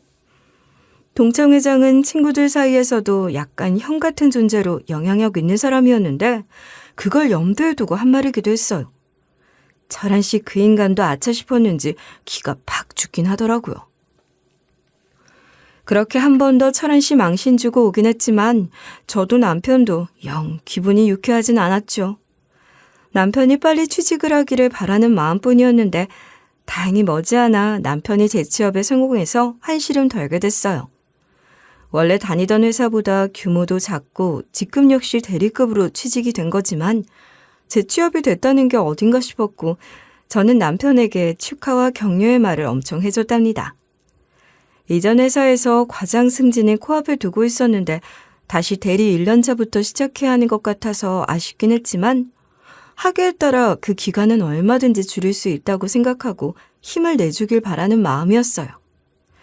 다행히 남편도 마음 다잡고 새로운 회사 생활에 적응하려고 노력하는 것 같았고 저는 밥상부터 시작해서 신경을 더 많이 썼죠. 제가 결혼하면서 직장을 그만뒀으니 남편 내조를 더 잘하고 싶었거든요. 그즈음 제가 모처럼 아버지 나이트클럽에 가야 할 일이 있었어요. 결혼하기 전에도 아버지랑 말도 잘 안 했던 저였고 또 아버지가 하는 일을 너무나도 부끄러워하는 저였으니 아버지 직장 근처엔 간 적도 없었는데 그럴 일이 생긴 거예요. 아버진 5개의 나이트클럽을 운영하고 있었지만 그중에서 제일 규모가 큰 곳에 사무실을 만들어두고 고정적으로 출근을 하셨는데 최근에 운동을 하시겠다며 그 사무실에 트레드밀을 들여놨는데 혼자 운동이 잘 안 된다며 근처 피트니스 센터에 다니기로 하셨다면서 결국 그건 애물단지가 됐다고 하시더라고요. 완전 새 거고 비싸게 산 것이니 혹시 저한테 관심 있으면 가져가라고 하셨는데 저도 남편도 운동을 즐기는 사람들이 아닌데 운동의 필요성은 느끼고 있었으니 일단 가져와서 시도해보자 싶어서 용달 기사님 섭외해서 가지러 가기로 했던 겁니다. 제가 용달 기사님보다 좀 일찍 도착해서 아버지 사무실에 먼저 가 있으려고 했죠. 클럽 영업시간 아닐 때 가려고 했는데 시간이 좀 안 맞아서 문 열자마자 손님들 별로 없을 초저녁에 얼른 가져올 작정이었는데 그 초저녁부터 벌써 들어와 있는 손님들이 있는 거예요. 대체 이 시간부터 누가 이런 데 와 있나 싶어 슬쩍 봤는데 아니 글쎄 철원 씨가 거기 있더라고요. 혹시라도 저를 알아볼까 싶어서 황급히 얼굴을 가리며 아버지 사무실로 후다닥 들어갔고 이후로는 뒷문으로 트레드밀을 옮겼으니 눈에 띌 일이 없었는데 철원 씨가 맞는지 몰래 확인을 하긴 했었거든요. 틀림없이 철원 씨가 맞았어요. 세상에 직장인이 퇴근 시간도 되기 전에 나이트클럽에 와서 여자들이랑 어울리고 있는 건지 기가 찼죠. 그것도 나이나 어린가 말입니다. 심지어 결혼한 지 얼마 되지도 않은 신혼에 저러고 있다는 게 한심해서 그날 남편한테도 바로 얘기하고 둘이 또 철원 씨 씹어댔지 뭐예요. 덕분에 오랜만에 남편이랑 맥주도 한잔하면서 아주 잘근잘근 씹어준 거예요. 그렇게 좋은 안주가 있는데 술 한잔 안 할 수 없잖아요. 여자 밝히는 거 알고는 있었지만 그 나이에 그러고 싶나 싶더라고요, 정말. 그 일이 있고 얼마 지나지 않아 남편 대학 동기 모임에서 또 부부 동반으로 모인다고 하는 거예요. 이제 다들 결혼하고 싱글인 친구가 몇 남지도 않았으니 다들 와이프 눈치 보느라 부부 동반 모임을 더 많이 하는 것 같았어요. 부부 동반 모임이니 제가 안 가면 남편도 안 가려고 하니 이번에도 남편 격려 차원에서 같이 가주기로 했죠. 게다가 이번엔 철원 씨가 처가에 일이 있어서 못 나온다고 했다길래 한결 홀가분한 마음으로 가기로 했거든요. 아씨, 근데 가니까 철원 씨 그 인간이 버젓이 있는 거예요. 심지어 저희 부부보다 먼저 왔던데 처가 행사에서 술을 마시고 온 건지 이미 거나하게 취해 있어서 그걸 보는 순간 예전 사건 생각도 나고 기분이 확 나빠지기도 했어요. 술 취해선 늘 하던 그놈의 속보이는 자랑질을 해대며 다른 친구들 무시하고 사람 참 안 변해요. 그죠? 그러거나 말거나 저나 남편은 철한 씨랑 멀리 떨어진 곳에 자리 잡고 그 사람이랑은 말도 안 섞으며 다른 친구들과 어울려 좋은 시간 보내고 있었거든요. 그런데 갑자기 철한 씨가 큰 소리로 굳이 제 남편 이름을 부르며 아는 척을 하더니 그러는 거예요. 아이고, 만년 대리 정지환이 언제 왔냐? 존재감이 없으니 언제 들어온 건지도 몰랐잖아, 임마. 그 인간은 시작부터 제 남편 무시하는 말을 해대서 제가 한마디 하며 나설까 하다가 술 취한 인간 상대해서 똑같은 사람 되지 말자 싶어 참고 있었는데 그 인간이 거기서 멈추질 않고 술잔 들고 저희 자리 가까운 곳으로 자리까지 옮겨가며 비집고 앉더니 본격적으로 저희 남편을 갈구기 시작하는 거예요. 야, 넌 옮긴 회사에서도 또 대리라며? 넌 평생 대리만 하다 죽을 거냐? 정대리야, 어? 이전 회사 대리 경력 인정도 못 받을 텐데 거기서 또 몇 년 죽어라 이래서 과장이라도 달아야 할 텐데 나이며 뭐며 다 밀리는 거 아니냐고. 야, 임마.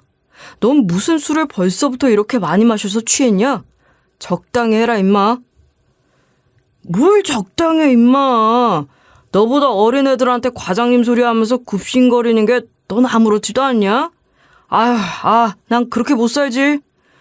뭐 하긴 난 그럴 일도 없지만 말이야. 나야 벌써 부장 달았잖아. 넌 아직 대리고? 정지환이는 박철한 한참 후배네, 후배. 야, 가서 물 한 잔만 가져와 봐라. 대놓고 큰 소리로 남편 무시하는 말만 하더니 무슨 물 한 잔 가져오라는 둥 하면서 선 많이 넘는 거예요. 도저히 그 꼴 계속 봐줄 순 없었고 그렇다고 그 인간 직접 상대하며 어쩌고 저쩌고 하기도 싫었던 저는 그 자리에서 조용히 전화기를 꺼내들었습니다. 그 인간이 제 남편을 그렇게까지 막대하는데 그걸 제가 가만히 보고만 있을 수는 없었으니까요. 제 남편도 가만히도 아니고 더 이상 친구란 이름으로 그런 놈 참아주며 호구되기 싫었을 테니 자칫하다간 또 큰 싸움 나겠다 싶기도 했고 결국 제가 나서기로 한 거죠.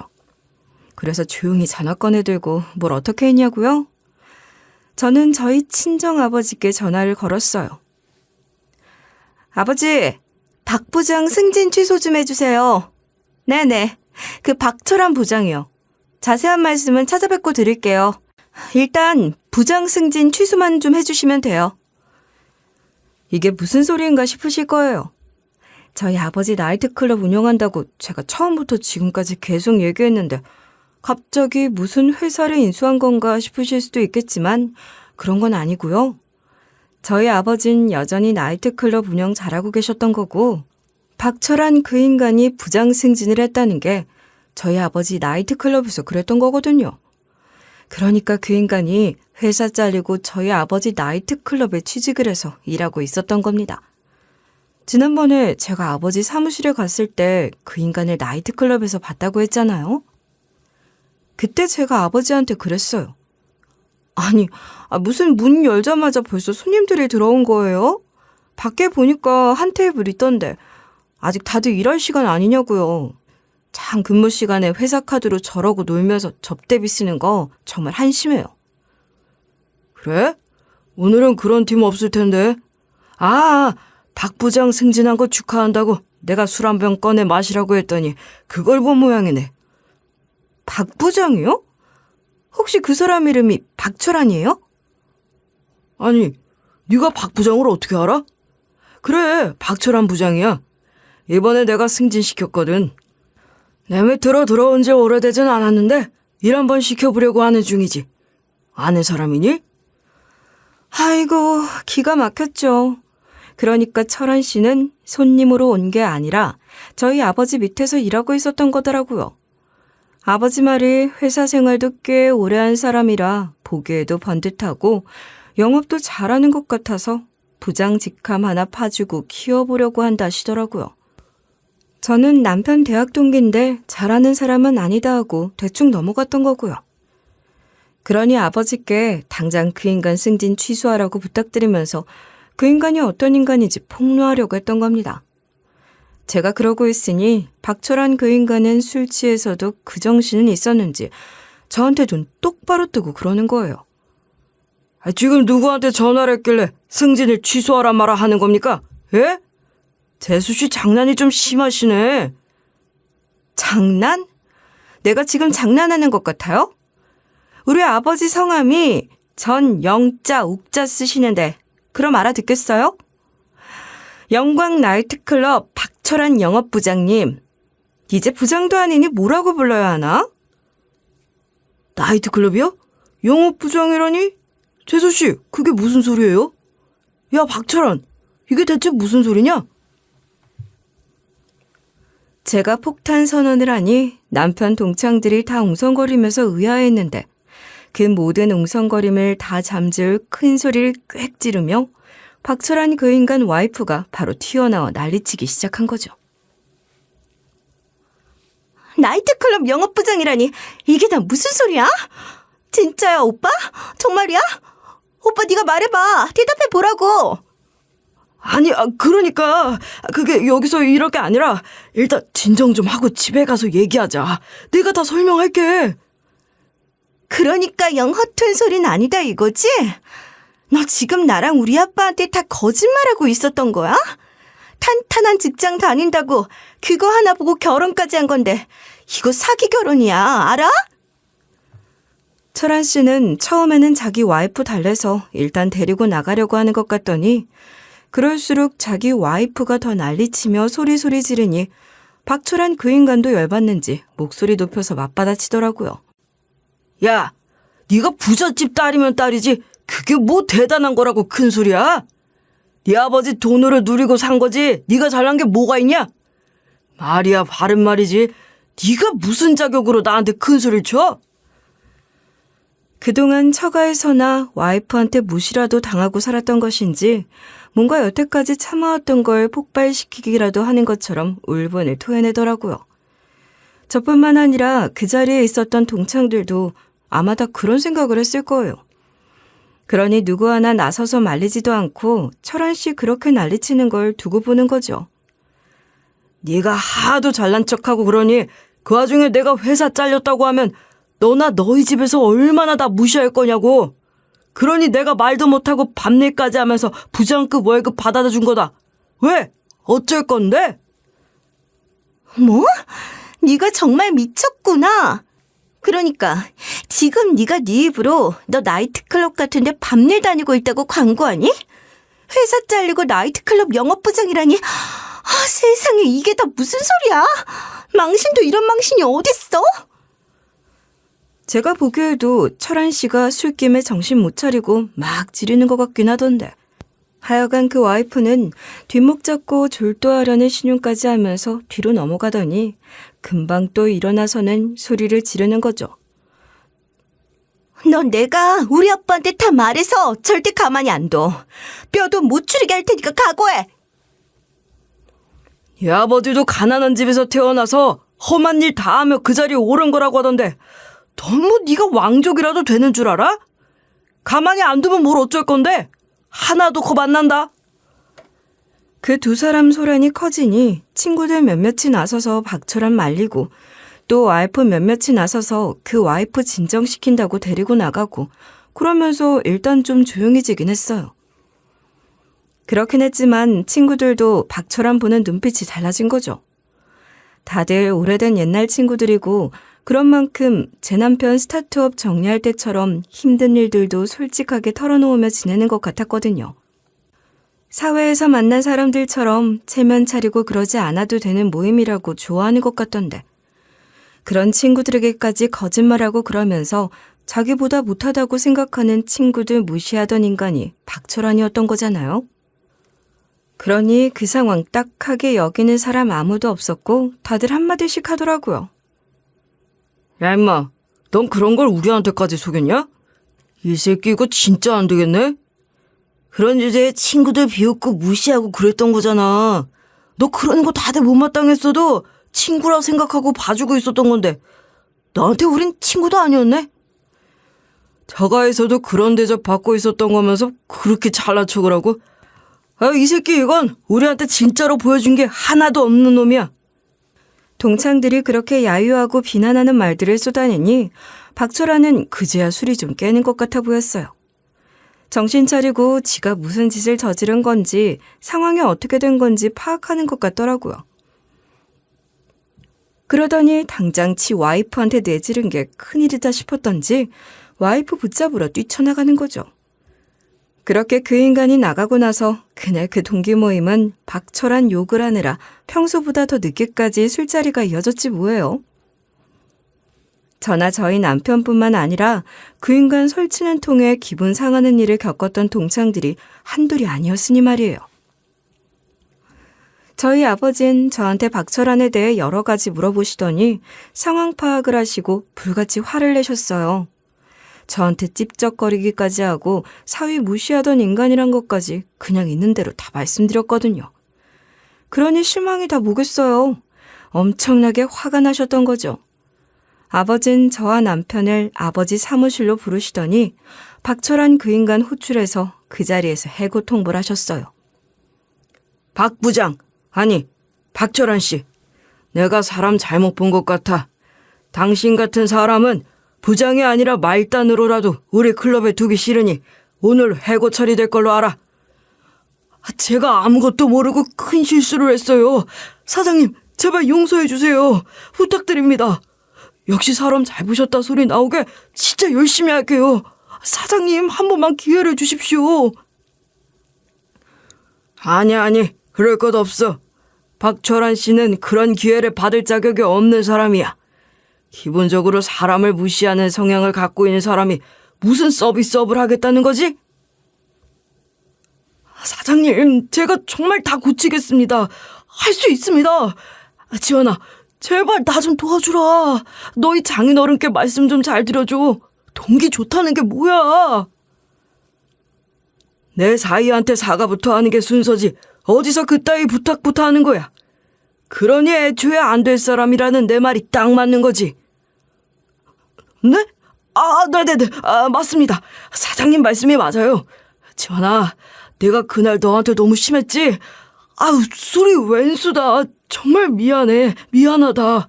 마음 넓은 네가 다 좀 용서해줘. 박철아는 저희 아버지 호통에 제 남편에게 영혼도 없이 미안하다 소리만 해대더라고요. 그러니 그걸 보고 저희 아버지가 더 뭐라고 하신 거예요. 그게 사과야? 무슨 사과하는 사람 머리가 그렇게 뻣뻣한지 모르겠네. 제대로 된 사과가 뭔지 모르나 본데 어떻게 가르쳐줘야 하나? 사과라는 건 본디 머리를 숙이는 것부터 시작하지. 90도로 허리 굽혀서 정중하게 사과 못합니까? 박철한 그 인간은 그 상황에서도 그건 자존심 상하는지 입술 한번 깨물고는 허리 굽혀 정중한 태도로 제 편한테 다시 사과를 하긴 했어요. 그러나 그런다고 그 인간 용서해 줄 사람 아무도 없는 거죠. 저나 남편은 물론이고 저희 아버지도 그 인간 받아줄 생각은 추호도 없으셨던 겁니다. 그저 그렇게라도 그 인간이 제 남편에게 제대로 사과하도록 하고 싶으셨던 것 같아요. 옆구리 찔러 하는 사과도 그렇게밖에 못하는군. 내 결정은 바뀌지 않으니 오늘 일 더 할 것도 없고 짐 챙겨서 나가는 걸로 하라고. 내가 다시 돌아왔을 땐 얼굴 안 봤으면 좋겠어. 그러는 게 좋을 거야. 아버지가 박철한 해고를 확정짓는 통보를 하시고는 눈을 부릅뜨고 그 인간 한번 째려보고 나가버리시는데 긴 말 안 할 테니 알아들어라 하는 눈빛으로 말씀하시는 것 같더라고요. 그러고 나니 허리 굽혀 인사하는 것도 마지못해 하던 인간이 바로 남편 앞에 무릎 꿇어 앉으며 저희 부부에게 빌기 시작하는 거예요. 제발 나 좀 도와줘. 나도 재취업하려고 진짜 많이 알아보고 있는데 업계에서 평판 안 좋게 잘린 거라 갈 데도 없어. 여길 이제 겨우 익숙해지고 인정받고 일하고 있었는데 나 진짜 뼈 묻을 각오로 일할 거야. 제발 도와줘. 재수씨, 저 좀 도와주세요. 부탁합니다. 그럴 까구면 무슨 일이든 못하겠어요? 굳이 꼭 나이트클럽에서 일하고 싶으면 다른 데 가서 일하면 될 거 아니에요. 나이트클럽이 이 골목에만 해도 몇 개나 있는데 뭘 그래요?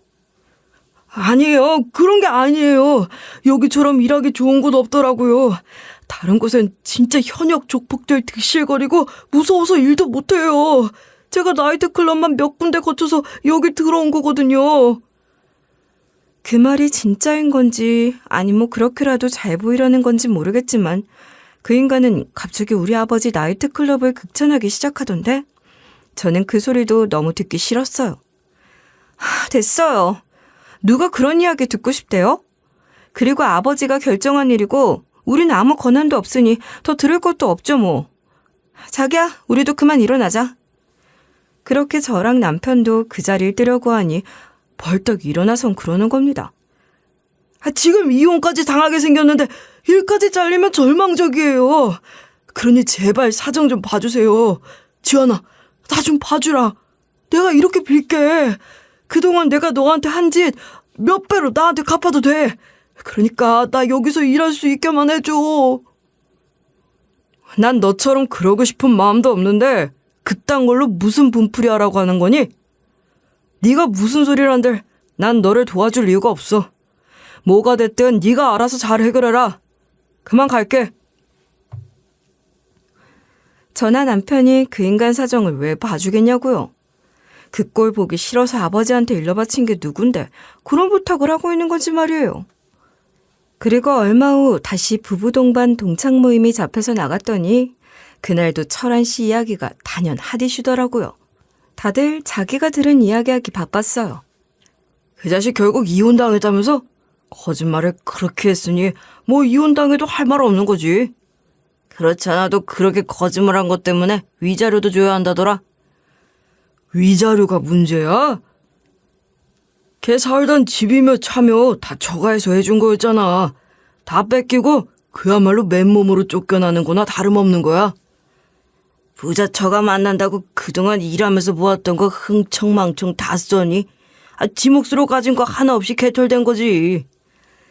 빚이나 낸 거 없으면 다행일걸? 말을 못하고 있는 거지 빚도 있을지도 몰라. 어차피 위자료 주려면 빚내야 할 텐데 걔 그래서 대출이나 받을 수 있는 건가? 걔네 부모님도 걔 도와주실 형편은 안 되실 텐데 어쩌려나 모르겠다. 진짜 인생 폭망한 거네. 그러게 잘 좀 하고 살지. 누굴 탓하겠어? 다 자업자득이야. 돈 빌려달라 소리 할까봐 걔 연락 오는 거 받지도 않았어. 거절하는 것도 고역 아니냐고. 그러네. 당장 돈이 필요할 테니 그 소리 하고도 남겠다. 나도 조심해야겠어. 다들 그렇게 온통 철한 씨 얘기만 하고 있었는데 글쎄 그 인간이 동창 모임에 나타난 거 있죠? 그러니 다들 당황했죠. 반길 수도 없고 그렇다고 뭐 왜 왔냐고 할 수도 없으니 어색하게 인사도 하는 둥 마는 둥 그랬죠. 눈치가 빤할 텐데도 철한 씨 그 인간은 보통 뻔뻔한 게 아닌 거예요. 아랑곳하지 않고 들어와서는 섞이려고 하더군요. 근데 딱 보니 그 꼴 당할 거 알면서도 그거 감수하며 꾸역꾸역 동창 모임에 나온 이유가 있었던 거죠. 확실한 목적을 갖고 온 거더라고요. 그건 저뿐만 아니라 다들 금방 눈치챘을 거예요. 너무 속보이게 티를 했거든요. 그 인간은 동창 회장한테 굽신거려서 청소 용역 회사에 일자리라도 하나 얻으려고 작정을 하고 온 거였어요. 그렇게 조금 말을 돌리더니 이내 대놓고 단도직입적으로 부탁을 하는 거죠. 우리 동창 회장이 어디 이름만 회장인가? 진짜 회장님 아닌가 말이야. 뭐든지 시켜주기만 하면 내가 정말 열심히 할게. 부탁 좀 하자. 여기 이력서도 가져왔어. 회장은 무슨, 나 아직 힘도 없어. 아버지가 다 알아서 하시는 거지 뭐. 그래, 너희 아버지 아직 정정하시다면서? 그것도 복이다, 야. 야, 나 꼭 사무직 아니어도 돼. 무슨 대단한 자리 부탁하는 거 아니니까 부담 갖지 말고 좀 알아봐 주라. 대단한 자리고 뭐고 간에 나한테 인사권이 있는 게 아닌데 뭘 어떻게 도와주냐? 자꾸 이러면 나도 곤란하지. 그만해라. 나 청소일부터 시작해도 돼. 그러니까 뭐가 됐든 정직원으로 들어갈 수만 있게 좀 해줘. 당장 살 집도 없지만 위자료도 갚아야 하고 살 길이 막막해서 그래. 부탁한다. 동창회장 반응이 영 미적지근하니 철한 씨는 동정표라도 얻어보려고 하는 것 같던데, 그러니 동창회장이 정색하면서 일침을 놓더라고요. 청소일이라고 아무나 할 수 있다고 생각하지 마. 무엇보다 책임감 있고 성실하게 일할 사람 찾아야 하는 게 우리 일이야. 그동안 네가 보여준 것들 보면 넌 우리 일에 적합한 사람이 아니거든. 무슨 소리야. 나야말로 누구보다 책임감 있고 성실하게 일할 수 있어. 자신 있다고. 일단 한번 시켜주기만 해봐. 내가 보여줄게. 야, 박철환. 넌 청소일 같은 건 하찮게 생각하던 놈 아니냐? 그런 놈한테 내가 어떻게 일자리를 주겠어? 넌 정말 그거 몰라서 계속 이러는 거냐? 지금 너 때문에 동창회 분위기가 어떻게 되는지 한번 보라고.